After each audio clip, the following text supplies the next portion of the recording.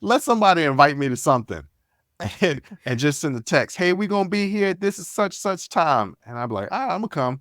And I start putting on my shoes and they say, oh, that's cool because you normally don't come out. See, that's all I needed was to take my shoe right back off because now I ain't coming out. Yep. So that's who I am in your messed eyes. Right. You that's who I am in your eyes. Now you ain't lying. You ain't lying. You're not. This is an excuse. They're telling the truth. I'm not coming. Right. It doesn't matter. But now it's like when I'm cleaning my room as a child, then mom or dad comes in, clean this room up. I'm already doing it. Now I'm not doing nothing. Now I'm already doing it. Now I'm not going to do nothing. You don't see me folding these clothes right here? You think I'm just playing in my clothes? You think that's what I'm doing right now is just playing with my clothes? With this vacuum? Or don't say that. All right, that's what I thought. Yeah, you better clean this room up. See? Now, you know what? Now I want to, you know what? Now I'm going to make it messy. Now all the clothes I've been folded up, I'm going to knock them off the bed. I'm going to purposefully live in filth. For the rest of my life. For the rest of my life. The last one is a big one. They ignore your boundaries. They consistently overstep or disregard your boundaries, whether it's your personal space, your privacy, or your emotional limits. That I have to say, I have amazing friends that will check in and be like, hey, friend, do you have space for a call? I'm like, I do have space. Thank you for asking. Give me a call. Vent, whatever you need, friend, I got you. Like, they do a really good job of checking in on like what headspace, like we'll check on each other. Like, is your headspace good? Like, are you good? Like when we ask, how are you? I'm asking, how's your head? How's your heart? I think a lot of this is based on gender because even my female friends, only my bestie, but the majority of my female friends and definitely none of my male friends, they don't ever just be like, hey, how you doing? When I put it in the group chat of my male friends and just be like, hey guys, how's everybody doing? I'm like, what you talking about, man? I'm like, black men mental health is important. Yes. How are you doing? Yeah. How you doing? I'm asking. Why you always asking all these questions? All right then. It's one question. But then they get upset with me. You don't never tell us what's going on in your life. We have to listen to the podcast to find out what's going on. Well, because when I ask you guys, y'all don't talk about it. So correct. That's the relationship we didn't establish now. Correct. Ain't nobody talking. Nobody's talking.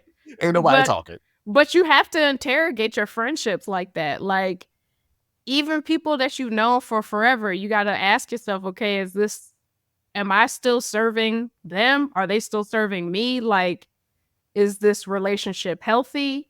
Are there some boundaries maybe that we need to set? Or, or we could be good, or maybe I've been feeling for a while that you've been acting funny. Right. And you've been my apple on the low. Look, I told you personally, but I'm gonna put it here on the show. When my birthday came around, I was like, I'm kind of hoping this person forget, because if they forget, then I can start to distance myself from the friendship. Yeah. A lot of people didn't forget, and some people who I thought were just associates, good, I can't talk today. That's what it is. It's not just me. Is it because you are sober? That could be it. Good God. I think no, because I do interviews and all the interviews are sober. Okay. And even when we do this show, it's the first drink. I'm not even, but maybe it's just the touch of alcohol. Helps me taste better. Helps me talk better. Of alcohol straightens out your tongue. What was I saying? Now I lost my train of thought. Alcohol also keeps me on my... People who you thought were associates remembered your birthday.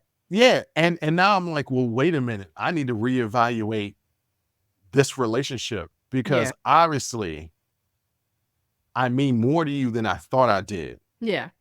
And you reaching out like you did makes you mean more to me than I thought you did. Yeah. So yeah, I think it's a constant.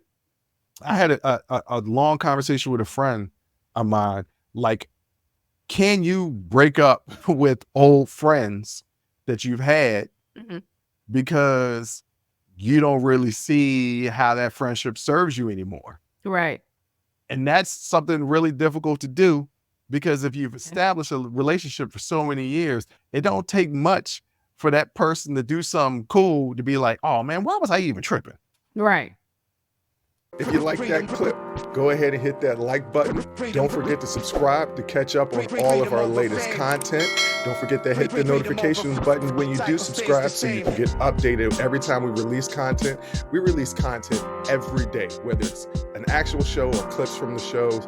So go ahead and subscribe, like, comment. Also, don't forget our Patreon page where you can find our Talking Straight-ish and After Hours Uncensored episodes. That's patreon.com/Unsolicited Perspectives. But once again, thank you again for listening to Unsolicited Perspectives. I'm your host, Bruce Anthony, and I'm going to catch you next time. I'll holla.